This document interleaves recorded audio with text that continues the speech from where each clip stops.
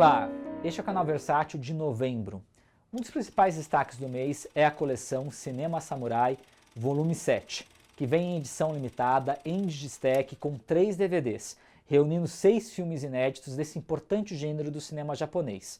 No disco 1, nós temos mais um Mizuguchi pela Versátil, a nova saga do clã Taira, que junto com A Vingança dos 47 Ronins e A Espada Beijomaru, ambos já lançados pela Versátil, formam aí o que principal contribuição do Mizuguchi para o gênero de samurai. Aqui ele não mostra uma história ambientada no período Tokugawa, mas sim na era Heian, lá no século XII, enquanto os samurais estavam ganhando uma relevância e um poder político cada vez maior.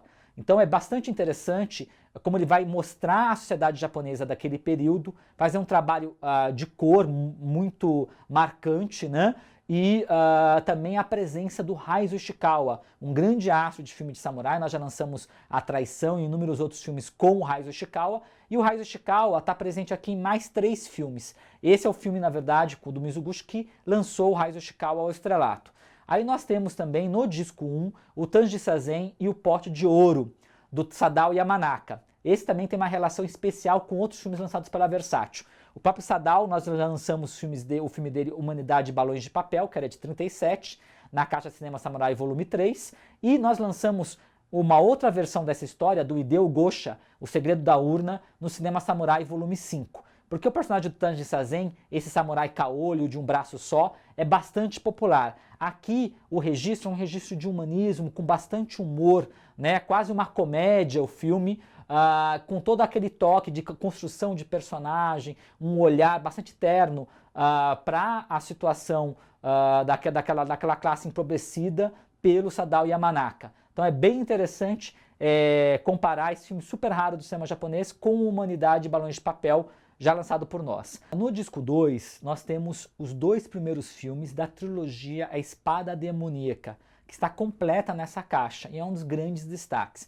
Espada Demoníaca é muito importante para quem gosta de filme de samurai, porque aqui nós temos a trilogia completa e não só a primeira parte, como foi no caso da Espada da Maldição, que é um super clássico do Kihachi Okamoto com Tatsuya Nakadai, que está no volume 2 da coleção Cinema Samurai. No caso o Okamoto, ele não conseguiu filmar as 2 partes, a segunda época e a terceira época. Aqui não, nós temos a trilogia completa, como concebida pelo estúdio da Daiei, com as 2 primeiras partes dirigidas pelo Kenji Misumi e a última dirigida pelo Kazumori. E todas são interpretadas pelo Raizo Ishikawa, que vive um personagem que é um dos mais interessantes do universo samurai, que é o Tsuki Ryonosuke, um samurai niilista e psicótico, né, que na verdade mata praticamente todos que ele encontra pelo caminho.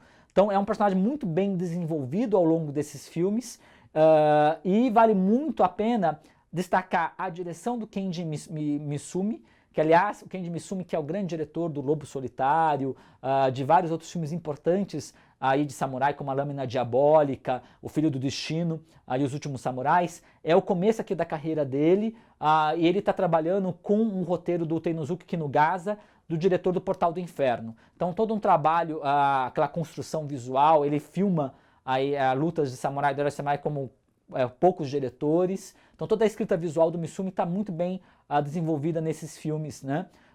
E também vale destacar que a terceira parte, que está no disco 3, ela é dirigida pelo Kazuo Mori, como eu falei para vocês, que é o diretor do Vingança de Samurai, aquele ótimo filme de samurai que nós disponibilizamos nos extras do Kagemusha, né? Aquela edição dupla que nós lançamos do filme do Kurosawa. Então aqui você tem essa trilogia, essa importante parte da história do cinema samurai, aqui nessa caixa, a trilogia completa.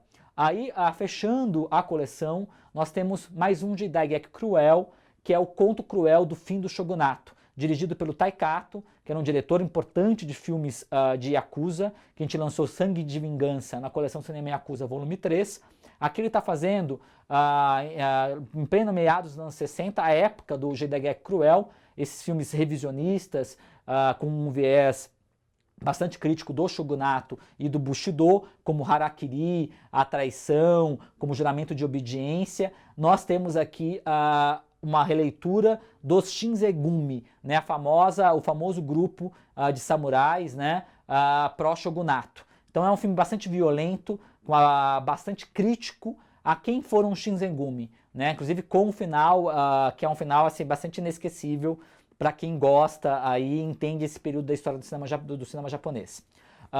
Nós temos a outra coleção do mês, que é Eurocrime, o policial italiano, que é uma coleção dedicada aos policioteschi, o filme italiano policial dos anos 70. É uma edição em Digistack, com 4 filmes em 2 DVDs e 4 cards. Então é uma edição super limitada, corram para comprar. Nós já tínhamos lançado a coleção Filme Noir, cinema policial e filme noir francês. Faltava aí destacar os policioteschi. O que é o policioteschi? Nos anos 70, a Itália tem uma explosão de criminalidade, isso é muito coberto, inclusive, pela imprensa, e há toda um grande sucesso de filmes como Dirty Harry, como O Desejo de Matar, Operação França, que tem essa violência urbana, bastante crua, e mostra toda essa questão moral também.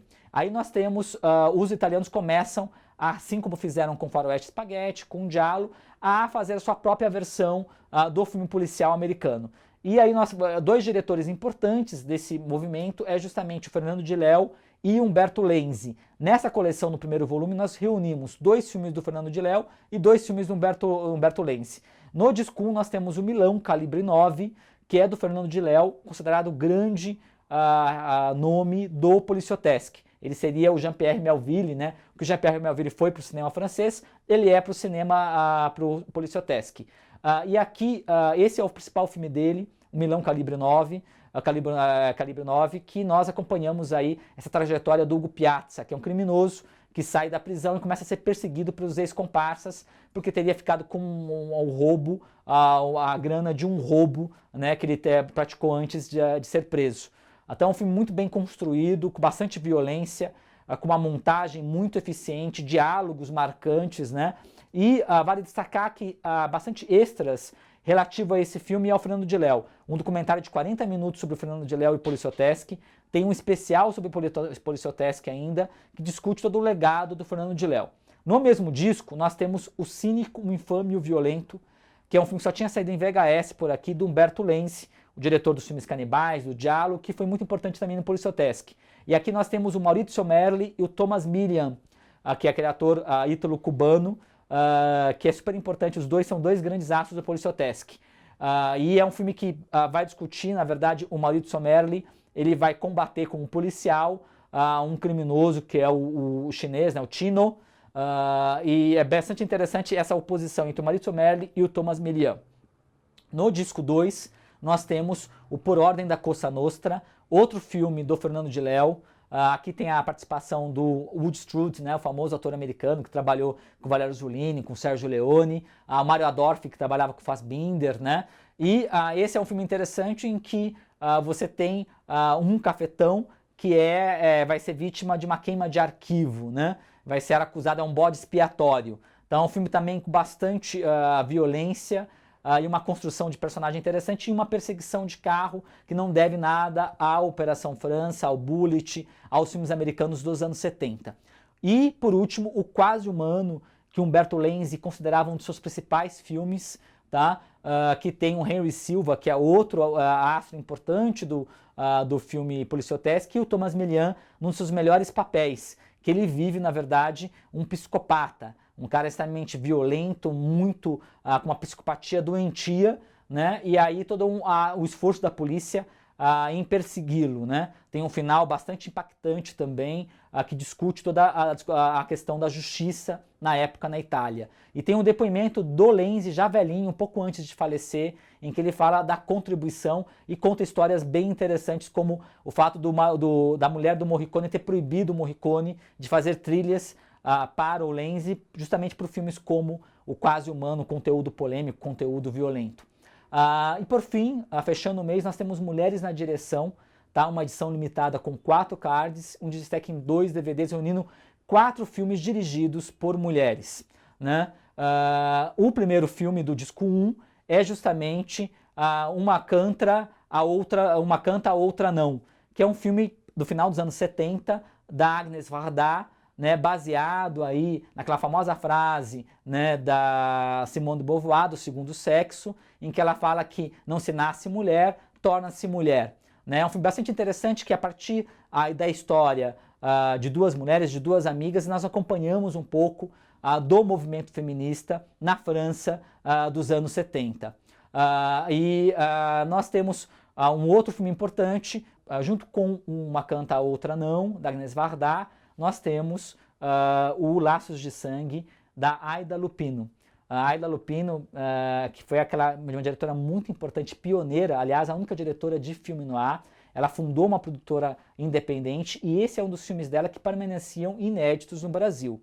Né? E mostra, na verdade, a relação complicada entre uma mãe e uma filha tenista. E uma mãe que exige que a filha seja a campeã em tudo que faz. Fala desse espírito de competitividade, dos bastidores aí, a partir do melodrama familiar, toda uma reflexão dessa cultura americana de competitividade, de sempre ganhar na vida. E tudo muito bem desenvolvido, muito bem dirigido pela Aida Lupino. Então é uma felicidade poder lançar um filme da Aida Lupino que ainda permanecia inédito no Brasil. Aí no disco 2 nós temos o filme Corações Desertos, da Donna Dite, que é um filme bastante importante dos anos 80, por retratar com bastante franqueza, com uma construção muito interessante de personagem e das situações dramáticas, um romance lésbico. Né? Então nós acompanhamos a história de uma professora, na verdade ela se separa, num processo de separação,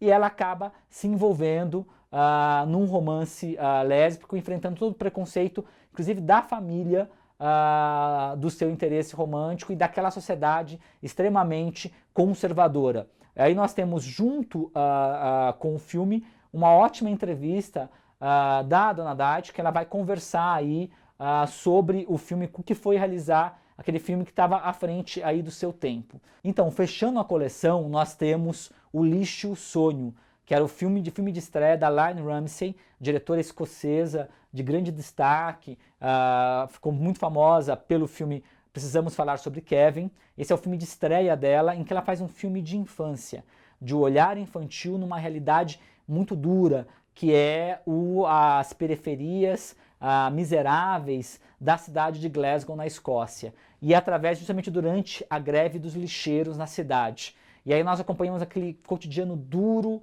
através dos olhos de um menino. Né? Então é muito interessante como ela vai desenvolvendo a sua estética nesse filme, e nós temos inclusive o depoimento da diretora nos extras. Então aí finalmente lançando essa coleção muito pedida, que prestigia as mulheres na direção.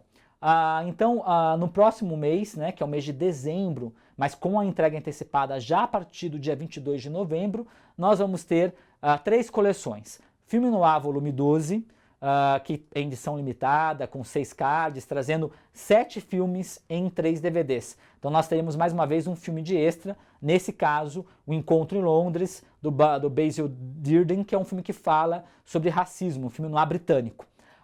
Na coleção nós temos Uma Vida Marcada, do Robert Siodmak, restaurado e com extras, Estranha Fascinação, do Byron Haskin, O Ódio é Cego, do Joseph Mankiewicz, Os Valentões, do Richard Quine, Concerto Macabro, do John Bram, e Golpe do Destino, do Robert Parrish.